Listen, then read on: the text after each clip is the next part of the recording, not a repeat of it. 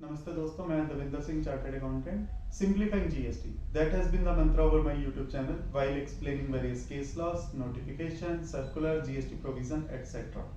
Today is very important day. Today budget was presented in the Parliament. Finance Bill 2022.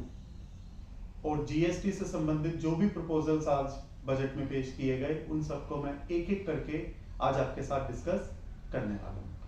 पहला जो change हुआ है वो चेंज हुआ है सबसे इंपॉर्टेंट सेक्शन जब से जीएसटी आया है, सेक्शन 16 के अंदर. जब से जीएसटी आया है आईटीसी हमारे लिए सबसे बड़ा मसला रहा है और आज सेक्शन 16 में एक नया इंट्रोडक्शन लाया गया, एक नया क्लोज इंसर्ट किया गया सेक्शन 16 के अंदर. उसमें यह कहा गया है कि सप्लायर के द्वारा जब जीएसटीआर 1 जो भरी जाती है वो रेसिपिएंट के 2B में नजर आती है. उसमें यह कहा गया है कि आगे से 2B में जो नजर आएगा पर उसके बीच में भी जो रिस्ट्रिक्टेड आईटीसी है उसका क्लेम रेसिपिएंट नहीं कर पाएगा. तो आगे से यदि कोई सप्लायर जीएसटीआर 1 भर रहा है और कोई ऐसी सप्लाई है जिसके ऊपर रेसिपिएंट को आईटीसी मिलना ही नहीं है और सप्लायर ने अपनी रिटर्न को इस प्रकार से भरा है कि उसको रिस्ट्रिक्टेड आईटीसी लिखकर रिटर्न भरी है और वो उसके 2B में नजर तो आ रहा है बट रिस्ट्रिक्टेड आईटीसी करके नजर आ रहा है, तो रेसिपिएंट को उसका क्रेडिट नहीं मिलेगा. इसके rules in the times to come propose किए जाएंगे. ये पहला चेंज हुआ है सेक्शन 16 के अंदर. एक और जो बहुत इंपॉर्टेंट चेंज हुआ है सेक्शन 16 के अंदर जो कि बेनिफिशियल है टैक्स पेयर्स के लिए. पहले हम जो क्रेडिट ले पाते थे वो क्रेडिट ले पाते थे due date of filing of return as required under section 39 और furnishing of annual return which ever is earlier. तो इफेक्टिवली जो हम क्रेडिट ले पाते थे वो या तो हम जो 39 में जो हम अपनी 3B फाइल करते थे 20 अक्टूबर 22 अक्टूबर 24 अक्टूबर या जिस दिन हम अपनी एनुअल रिटर्न फाइल करें उन दोनों में से जो अर्लियर था तब तक क्रेडिट ले पाते थे. इस due date of furnishing as required under section 39 को अब 30 नवंबर कर दिया गया. तो अब कोई भी टैक्स पेयर, कोई भी रजिस्टर्ड पर्सन जो क्रेडिट ले पाएगा वो ले पाएगा 30 नवंबर तक या furnishing of annual return which ever is earlier तक. This is a welcome change in section 16. Second जो चेंज हुआ है वो चेंज हुआ है सेक्शन 29 के अंदर. सेक्शन 29 सब सेक्शन 2 में प्रॉपर ऑफिसर के पास पावर होती है कि वो कुछ परिस्थितियों में रजिस्टर्ड पर्सन का नंबर को सस्पेंड या कैंसिल कर सकता है. उसके बीच में सेक्शन 29 सब सेक्शन 2 में क्लोज बी और क्लोज सी में कुछ परिवर्तन लाए गए हैं.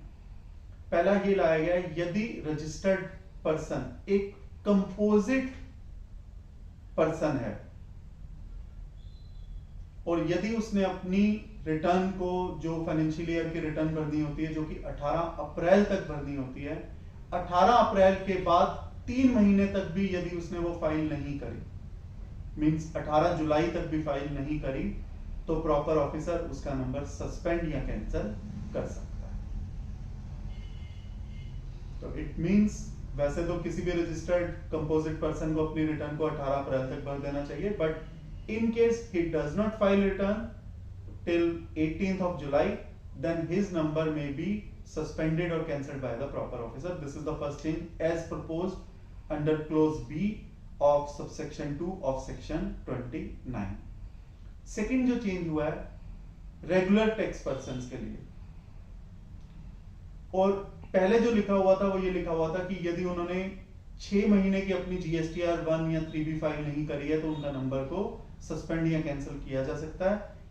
आगे से इन 6 महीने वाले शब्दों को हटाकर जो वर्ड्स इंट्रोड्यूस किए गए हैं, such continuous tax period as may be prescribed.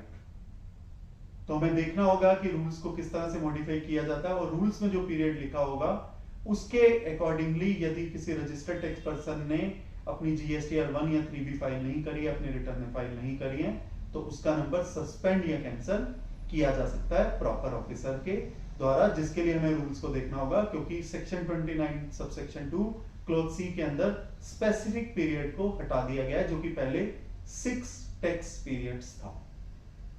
अगला जो चेंज हुआ है वो चेंज हुआ है सेक्शन 37 के अंदर। सेक्शन 37 में एक बहुत इंपॉर्टेंट चेंज आया है। जैसा कि हम जानते हैं कि यदि हमने अपनी पिछले महीने की जीएसटीआर 1 ना भरी हो तो हम अगले महीने की जीएसटीआर 1 नहीं भर सकते। बट अब से कुछ ऐसी परिस्थितियों में जहां ऐसा सुटेबल फाइंड होता है, ऐसी परिस्थितियां दी जाएंगी कि जब अगर आपने पिछले महीने की जीएसटीआर 1 नहीं भी फाइल करी तब भी आप अगले महीने की जीएसटीआर 1 को फाइल कर सकते हैं। और जीएसटीआर 1 में एक और चेंज हुआ है, जैसा कि सेक्शन 16 से संबंधित मैंने चेंज को पहले बताया। अब जब जीएसटीआर 1 फर्निश की जाएगी तो रिस्ट्रिक्टेड का भी एक कॉलम होगा कि अगले व्यक्ति के रेसिपिएंट के 2B में वो क्रेडिट दिखेगा, बट वो रिस्ट्रिक्टेड क्रेडिट दिखेगा और रेसिपिएंट इस क्रेडिट को अवेल नहीं कर पाएगा। एक और जो चेंज हुआ है वो चेंज ये हुआ है कि सेक्शन 37 में का कॉन्सेप्ट जो था वो जीएसटीआर 1 का कॉन्सेप्ट मैचिंग कॉन्सेप्ट था जीएसटीआर 2 से, और मैचिंग कॉन्सेप्ट से रिलेटेड जो प्रोविजंस थे वो सेक्शन 42, 43 में दिए गए थे। सेक्शन 42 और 43 को ओमिट कर दिया गया। सो मैचिंग कॉन्सेप्ट इज ओवर। जो टू वे ऑथेंटिकेशन प्रोसेस था उस प्रोसेस को हटा दिया गया है, तो अब कोई टू वे ऑथेंटिकेशन प्रोसेस नहीं रहेगा। जो रिटर्नें रह जाएंगी वो सिर्फ जीएसटीआर 1 और जीएसटीआर 3 भी रह जाएंगी। जीएसटीआर 2 और जीएसटीआर 3 वाले प्रोसेस को हटा दिया गया है कंप्लीटली। जीएसटीआर 3 तो पहले ही हट चुकी थी। और यदि आपको पता हो कि यदि आपने जीएसटीआर 1 में कोई एरर कर दिया तो आप सितंबर की रिटर्न तक उसे ठीक कर सकते थे। अब क्योंकि क्रेडिट लेने के समय को बढ़ा दिया गया है और उस समय को 30 नवंबर तक कर दिया गया है, तो उसी के अकॉर्डिंगली आप अपनी जीएसटीआर 1 में भी अगर पिछले साल में कोई रेक्टिफिकेशन करना है, कोई एरर हो गया, कोई मिस्टेक हो गया है, तो आप 30 नवंबर तक उसे रेक्टिफाई कर सकते हैं। So this is an added period allowed to registered tax persons. एक और जो चेंज हुआ है सेक्शन 34 में हुआ है। जो क्रेडिट नोट इशू हो सकता है वो पहले इशू हो सकता था सिर्फ 6 महीने तक from the end of the financial year, means 30 सितंबर तक। उस वाले पीरियड को भी 30 नवंबर कर दिया गया।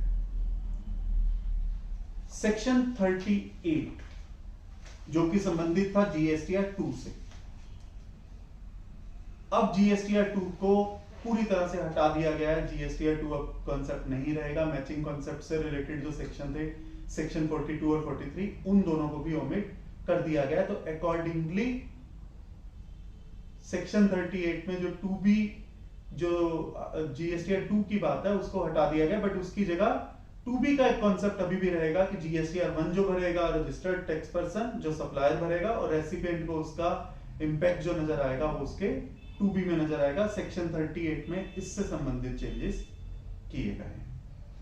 सेक्शन 41 में बहुत खूबसूरत चेंज किया गया। सेक्शन 41 में जो हम प्रोविजनल बेसिस पर आईटीसी क्लेम कर लेते थे उसको क्लियरली लिख दिया गया है कि अब यदि आप जीएसटीआर 2B से अगर अधिक क्रेडिट क्लेम करते हैं या उस क्रेडिट को क्लेम करते हैं जो कि रिस्ट्रिक्टेड क्रेडिट है, या ऐसा क्रेडिट क्लेम करते हैं जिसका टैक्स सप्लायर ने नहीं भरा है, तो आपको उस आईटीसी को रिवर्स करना पड़ेगा अलोंग विद इंटरेस्ट करना पड़ेगा। सो दिस इज अ हार्डशिप।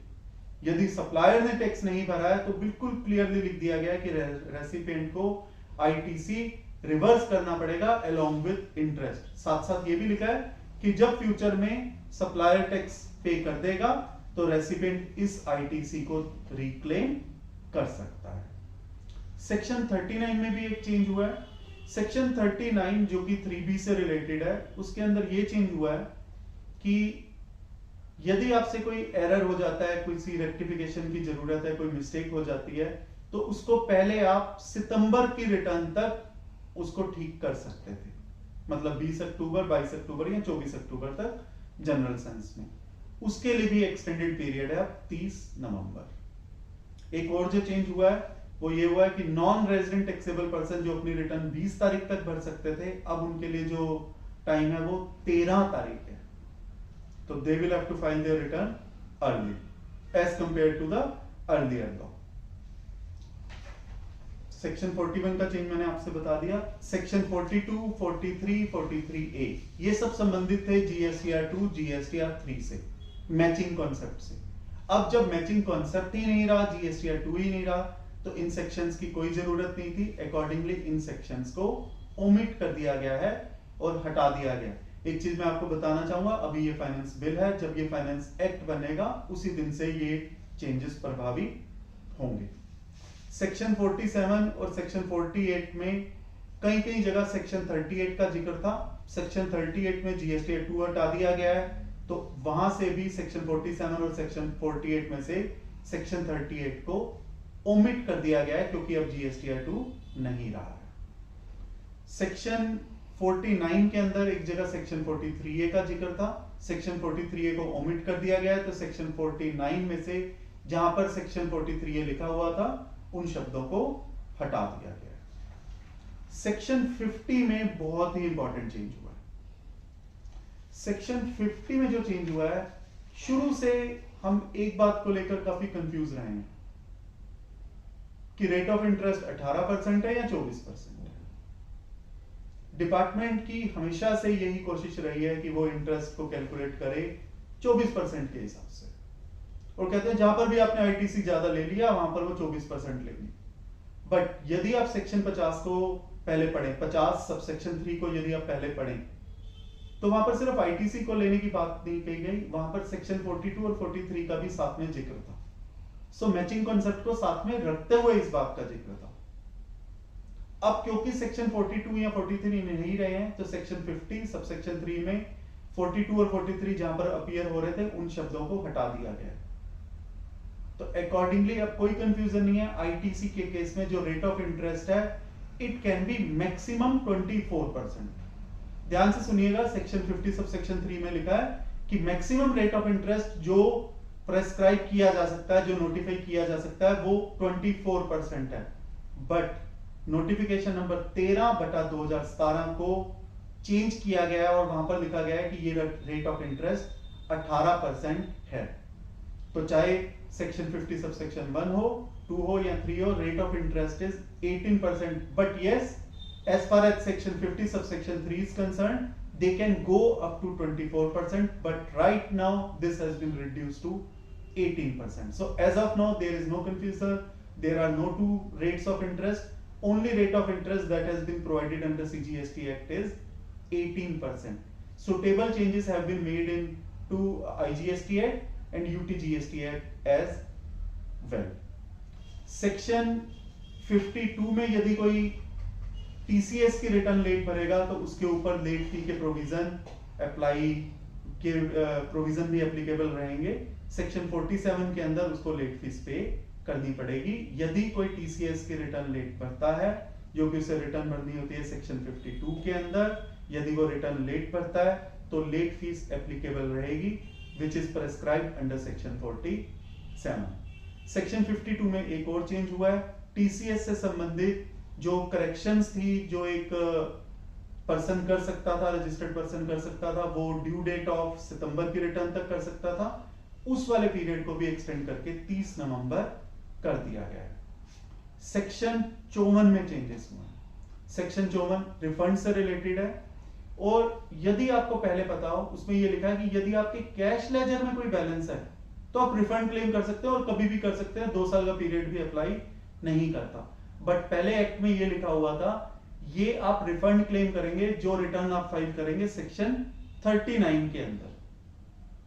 और लॉ की इंटेंट थी सेक्शन 39 की रिटर्न मींस जीएसटीआर 3, और जीएसटीआर 3 कभी इंप्लीमेंट हुई ही नहीं थी.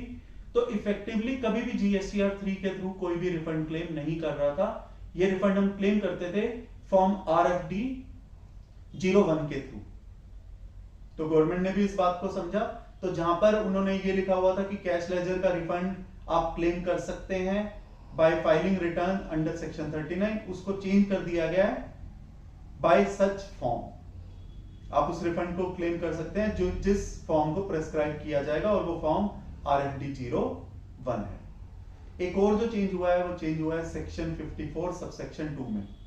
पहले जो यूएनओ की एजेंसी वगैरह थी जो अपना रिफंड क्लेम कर सकती थी, वो 6 महीने तक रिफंड क्लेम कर सकती थी, उनके लिए पीरियड को एक्सटेंड कर दिया गया। वो पीरियड अब 2 इयर्स रहेगा 6 महीने के बजाय। सो this is also very welcome change.